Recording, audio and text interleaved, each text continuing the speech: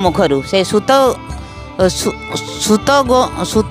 गोस्वामी जो भागवत कथा करुले समुद्र कूल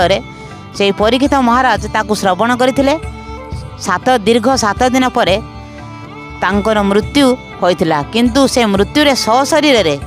तांको दिव्य रथ आसिकी तांको स्वर्ग को नहीं जाइथिला किंतु एटा होची तांकर की मृत्यु दिव्य मृत्यु जोटे भगवान का पंजर से पशिथिले बा भगवान दिव्य धाम से जाइथिले किंतु ए परीक्षित महाराज से जने आदर्श गृहस्थ आदर्श राजा एवं से जने थिले दिव्य ज्ञान भगवान का समतुल्य राजा भगवान समस्त गुण तांको पाखरे थिला तेणु एभली राजा होई मध्य से कौन से प्रति आसक्ति करि नथिले तेणु से कहिथिले संसार मनुष्य जदि कहा प्रति बा कौन सी वस्तु प्रति आसक्ति करे पुणी पूर्व जन्म रे सही भली से जन्म लाभ करे यार उदाहरण स्वरूप कहवाक गले जड़ भरत मध्य जने हरिण प्रति आसक्त होई पर जन्म रे हरिण होइथिले आमे जदि कौन सी व्यक्ति प्रति बा कौन सी नारीटे जदि पुरुष प्रति आसक्ति हेबो से पुणी ता पर जन्म रे सही भली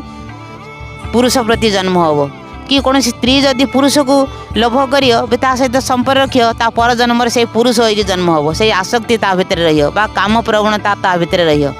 तेणु आम जदि आसक्त विवर्जित बा आसक्ति शून्य हेबाकू चाहूचंती ताले आमे भगवान शरण नेबा उचित। परीक्षित महाराज भली राजा धर्मवंत राजा तांको राज्य रे कौन अभाव नथिला तांको प्रजा माने सुखरे कालातिपात करथिले तेणु तांको समस्त धन संपत्ति राज्य प्रजा छाड़ी से आज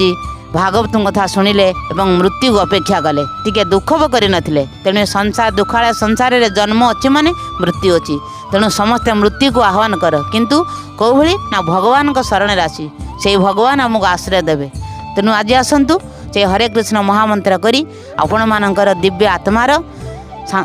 आत्मा को भगवान सहित संबंध जोड़िया आम हरे कृष्ण महामंत्र करवा हरे कृष्ण कृष्ण कृष्ण हरे हरे हरे राम राम राम हरे हरे हरे कृष्ण कृष्ण कृष्ण हरे हरे हरे राम राम राम हरे हरे तेणु कौन सी विषय प्रति आसक्ति न रही निस्वार्थपर भाव में भगवान को आम स्मरण करने उचित भजन करने उचित तेणु से ही भगवान आमर परम पिता से आमर सबकि दुख मोचन करेंगे तेणु संसार दुखालय आम केमिति दिन काटिबा दिन बितेबा एवं समस्त को केमिति सुख शांति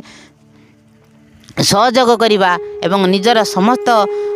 दुख को अन्य मान सहित बांटिबा से सब कथा आम जदि भगवान शरण जीवा से आमको सद्बुद्धि देवे एवं संसार रूपक दावाग्नि रे दग्धीभूत जीवन को टिके शांति प्रदान करि परिबा।